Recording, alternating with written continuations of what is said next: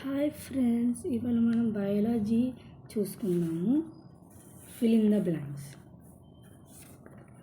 The body of xerophytes is adapted to conserve water and to absorb maximum water available in the soil. Xerophytes అంటే అసలు water ఎక్కువ రానివి డెజర్ట్లో ఉంటాయి. వాటిల్ని cactus అలాంటి వాటిల్ని జీరోఫైట్స్ అంటారు. జీరోఫైట్స్ బాడీ అనేవి చాలా ఎక్కువ అడాప్ట్ అయిపోయింది. అంటే డెజర్ట్లో ఉండడానికి ఎక్కువ అడాప్ట్ అయిపోయింది కదా ఇది. అయితే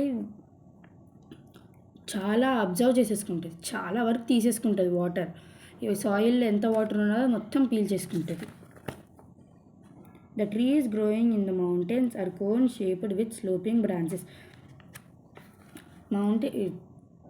మౌంటైన్స్లో ఎప్పుడైనా ట్రీస్ చూస్తే ఇలా కోన్ షేప్డ్ ఉండి స్లోప్ బ్రాంచెస్ ఇలా ఉంటాయి కదా, అంటే ఇలాగ ఇక్కడ బ్రాంచ్ ఉంటే ఇలా కిందకి ఇలా ఉంటాయి కదా, ఇలా కిందకి, దాన్ని స్లోపింగ్ బ్రాంచెస్ అంటారు.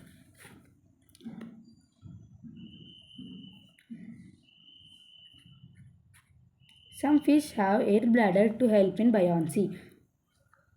కొన్ని ఫిష్లు ఉబ్బిపోతాయి చూడండి, బయటికి తీసి పట్టుకుంటే అని బండగా అయిపోతాయి కదా, బబుల్ ఫిషెస్ లాగా. వాటిని ఫ్లోట్ అవ్వడానికి బయాన్సీ అంటే ఫ్లోట్ అవ్వడానికి హెల్ప్ చేస్తాయని చెప్తున్నాడు. Animals that leave on land shows bipedal locomotion. Bipedal అంటే 2 legs locomotion,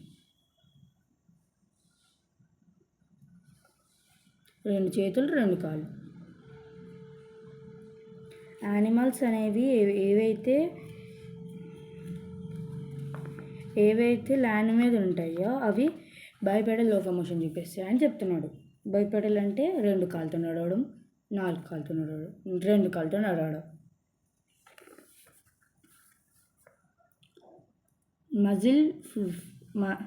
Flight muscle are present in both to Flight muscles are present in birds to provide additional strength during flight. Flight muscles అంటే బర్డ్స్కి ఎగరేటప్పుడు strength కావాలి కదా, ఇలా అంటడానికి. అందుకనే flight muscles అనేవి వింగ్స్లో ఉంటాయని చెప్తున్నాడు. Personal hygiene is the practice of keeping your self clean. Personal hygiene అంటే ఇలా ఉంచుకోకూడదు. ఒకటే రూమ్లో మనం ఉన్నప్పుడు ఇలా ఉండొద్దు అని పెట్టుకుంటాం కదా, పర్సనల్ హైజీన్ అంటారు దాన్ని మనకి మంచిగా హెల్తీగా ఉండడానికి హెల్ప్ చేస్తుందని చెప్తున్నాడు.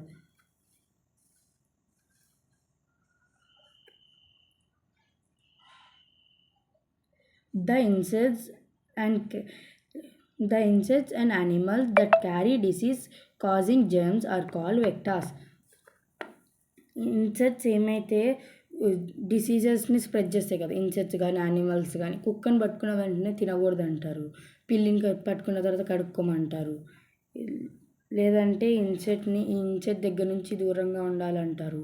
అలాగా అవి డిసీజ్ని కాజ్, అంటే ఇప్పుడు డెంగ్యూ అలాంటివి వస్తాయి కదా, దాన్ని డిసీజెస్ అంటారు. దాన్ని వాళ్ళిద్దరిని వెక్టార్స్ అంటారు. Diseases that develop after the birth are called acquired diseases. Diseases అనేవి మనం పుట్టిన తర్వాత వస్తాయి కదా డిసీజెస్, అలా వాటిల్ని ఎక్వైర్డ్ డిసీజెస్ అంటారు. Diseases that spread through air are called droplet infection or airborne disease. Diseases అనేవి ఎయిర్ ద్వారా స్ప్రెడ్ అయితే వాటిని డ్రాప్లెట్ ఇన్ఫెక్షన్ కానీ ఎయిర్బార్న్ ఇన్ఫెక్షన్ కానీ ఎయిర్బార్న్ డిసీజ్ కానీ అంటారు. Oxygenated blood is found in the left side of the heart. Oxygenated blood అనేది మనకి లెఫ్ట్ సైడ్ హార్ట్లో దొరుకుతుంది. The heart beats at average of 72 times per minute. మన గుండె అనేది 72 సార్లు కొట్టుకుంటుంది ఒక నిమిషానికి కదా, అది యావరేజ్గా 72 సార్లు కొట్టుకుంటుంది, అంటే 72 టైమ్స్ కొట్టుకుంటుంది. The blood is a fluid connective tissue. Blood అనేది ఫ్లూయిడ్ కనెక్టివ్ టిష్యూ అని చెప్తున్నాడు.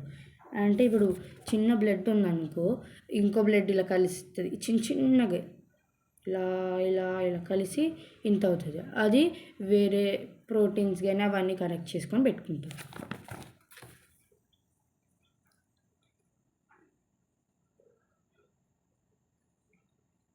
The liquid part of blood is called plasma. Plasma అంటే వాళ్ళు వైట్ కలర్లో ఉంటుంది. అది నర్వ్స్, దాని బ్లడ్ అనేది అక్కడ ఒక చోట నర్వ్ లేదంటే ఒక చోట నర్వ్ ఉండదు, అయితే అక్కడ ప్లాస్మా ద్వారా వెళ్తుంది. అది వైట్ కలర్ లిక్విడ్ ద్వారా బ్లడ్ అనేది వెళ్తుంది. అది కూడా రెడ్ బ్లడ్ సెల్స్వి.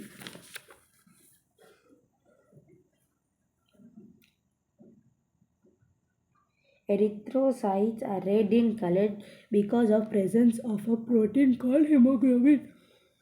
ఎరిథ్రోసైట్స్ అంటే red blood cells. Red blood cells అనేవి రెడ్ కలర్ ఎందుకు ఉంటాయి అంటే ఒక ప్రోటీన్ వల్ల. ఆ ప్రోటీన్ పేరేంటి? హిమోగ్లోబిన్.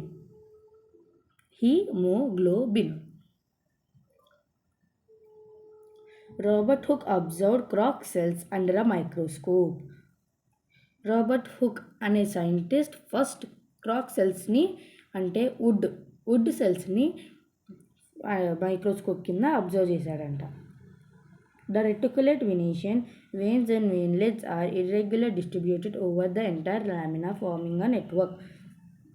రెటిక్యులేట్ వెనీషియన్ అంటే వెయిన్స్ అండ్ వెయిన్లెట్స్ అనేవి ఎక్కడ పడితే అక్కడ అలా నెట్వర్కింగ్ ఫామ్ చేసుకుంటుంది.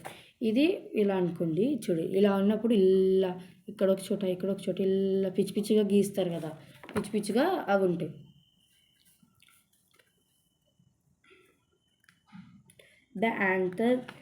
The anther consists of fine particles called pollen grains, with each which takes the part of reproduction. మనకి ఎప్పుడైనా ఫ్లవర్ని చూస్తున్నప్పుడు